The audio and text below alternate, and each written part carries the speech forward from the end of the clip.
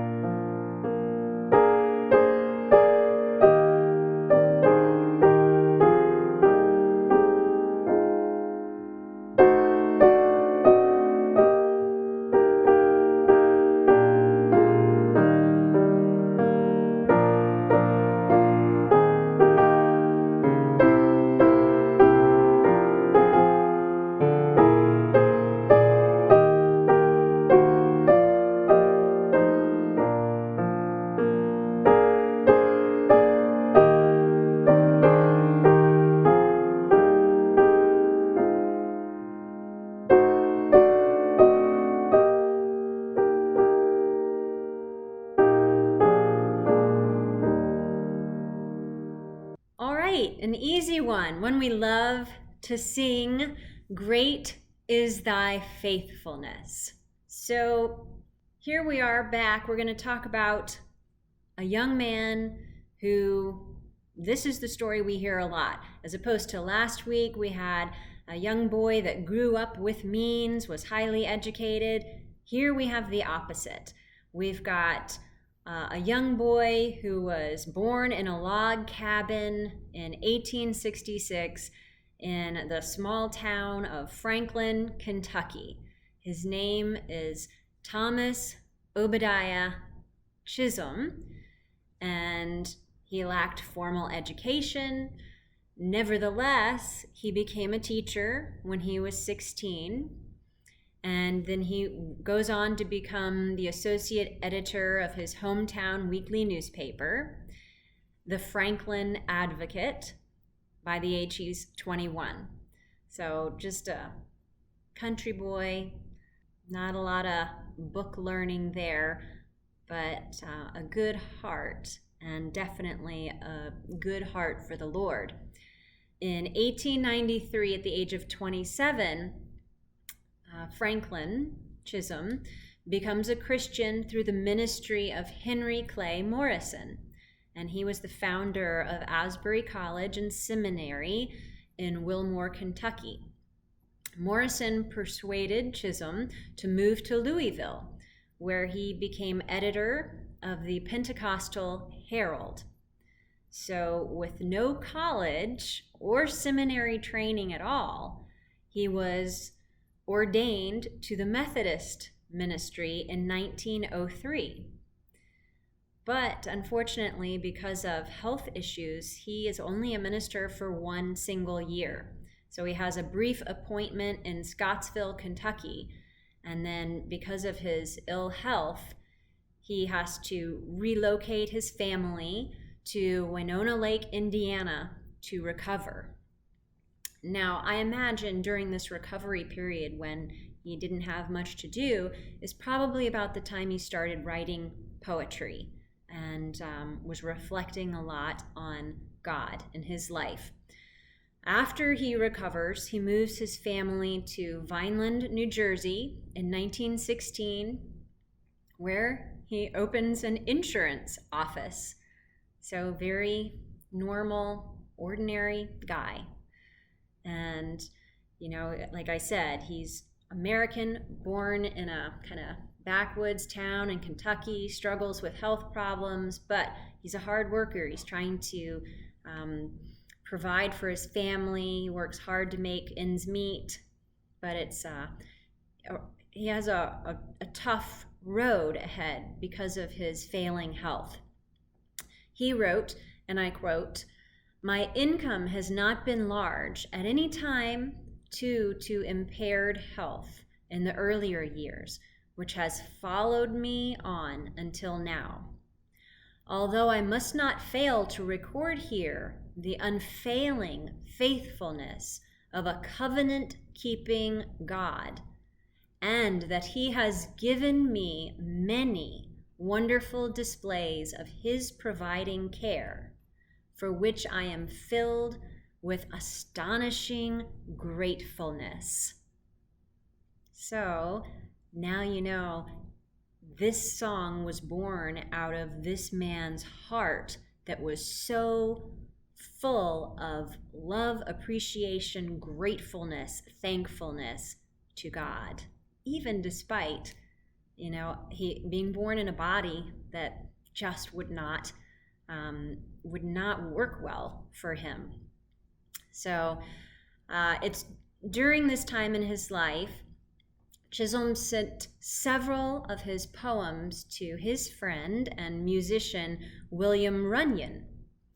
Now, that might sound familiar to some of you, and that is because William Runyon was a pretty well-known musician for the Moody Bible Institute, D.L. Moody, and one of the editors of Hope Publishing Company in Chicago. I smile at that because to this day, our choir sings so many pieces of music that are published at that publishing house. Hope Publishing is one of my go-to ones to search when I'm looking for a particular song for the choir to sing. So that is still around. So we've got Thomas Chisholm, who sends off his poetry to his friend William Runyon. William Runyon falls in love with this particular poem that he gets, and he's so moved over the poem that he prays earnestly for special guidance in his composing of the music. He later wrote, and this is Runyon, he says, "This particular poem held such an appeal that I prayed most earnestly that my tune might carry over its message in a worthy way, and the subsequent history of its use indicates that God answered prayer." It was written in Baldwin, Kansas in 1923 and was published in my first song pamphlets.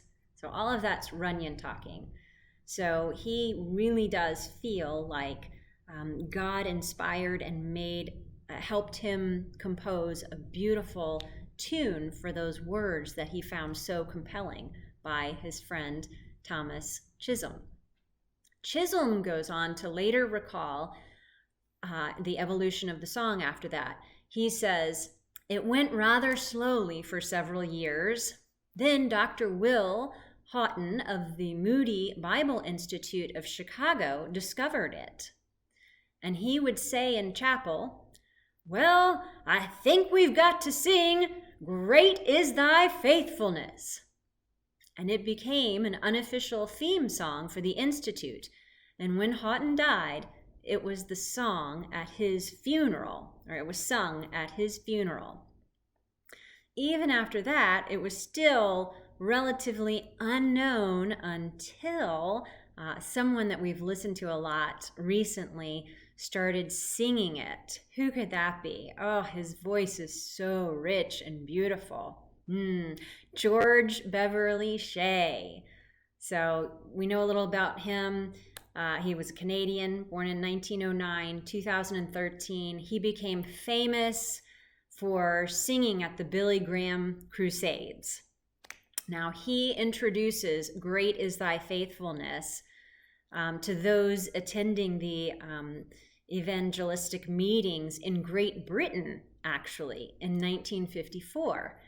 And it was after he sang it there in 1954, across the pond, did it stick and become an instant favorite. So that's kind of interesting. oftentimes I find myself talking about these hymns that were written in England and then came over here. And here we've got one, was written in America. Nobody really cared about it until it was sung in England, and that's when it becomes a hit. So that's kind of interesting.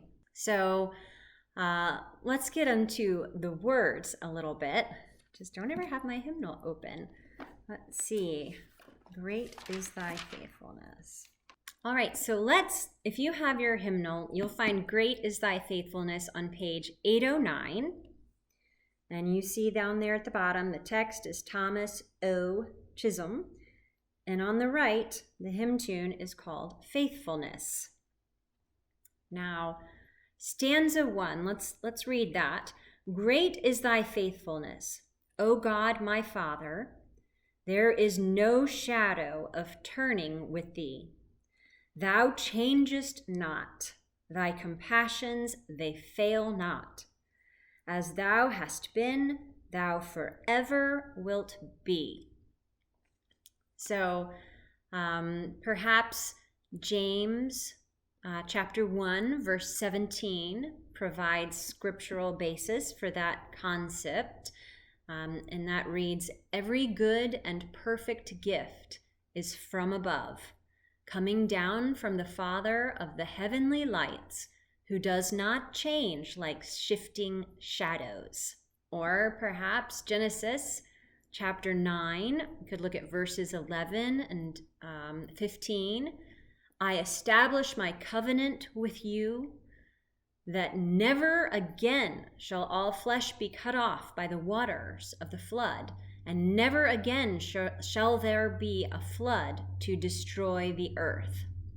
And 15 reads, I will remember my covenant that is between me and you and every living creature of all flesh, and the waters shall never again become a flood to destroy all flesh. And let's read stanza 2. Summer and winter and springtime and harvest, sun, moon, and stars in their courses above, join with all nature in manifold witness to thy great faithfulness, mercy, and love. So in stanza 2, we're talking about the natural created order, including the cycle of the seasons, and it bears witness to the faithfulness of God. And then we've got the final verse, pardon for sin and a peace that endureth, thine own dear presence to cheer and to guide, strength for today, and bright hope for tomorrow, blessings all mine, with 10,000 beside. So, despite all of his personal troubles, you can see with these words that he wrote how much Chisholm loves and honors and is thankful to God, his Savior. The final stanza, that one, number 3, brings the eternal, unchanging God into contact with humanity. We receive from the presence of God pardon for sin and a peace that endures. And then we've got this refrain that we sing between every single verse. Great is thy faithfulness, great is thy faithfulness. Morning by morning new mercies I see. All I have needed, thy hand hath provided. Great is thy faithfulness, Lord, unto me. And so we've got Psalm 36:5, which reads, your steadfast love, O Lord, extends to the heavens, your faithfulness to the clouds. And through all the ups and downs in his life, he's discovered new blessings every day, every morning.